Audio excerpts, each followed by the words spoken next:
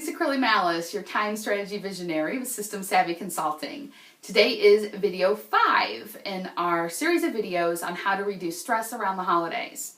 In today's video, the key word is delegate.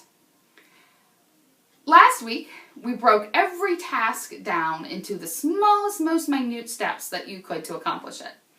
Then we talked about, let's figure out how long each of those tasks take and when we'd like to have those finished by. Well, as mentioned last video, one of the reasons that we get so overwhelmed at the holiday season is we have so many tasks and we don't realize how many steps there are to complete each task.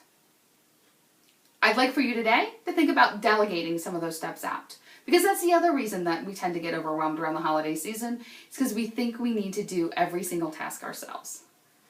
So I will encourage you now to look at that lengthy list you have of all the activities that you really want to do. Take a discerning eye at it. This is the week to really cross things out. If you have a lot of activities that you don't like doing, but yet you're still planning on doing them, even after you wrote out all the steps on the activity, really think about what's the benefit of doing that activity that you really don't like to do versus what's the drawback. So, for example, I've talked a little bit about having a live Christmas tree during the holiday season, and one of the participants in one of my workshops said that she loves the smell of the tree, but she hates setting it up.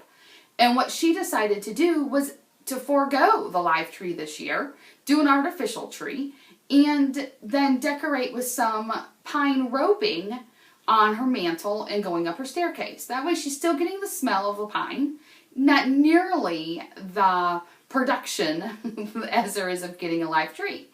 So maybe some of those activities that you have in that bottom part of your list you really don't enjoy, there's a way to still get the benefit in changing your approach to them. One of those ways could be to delegate.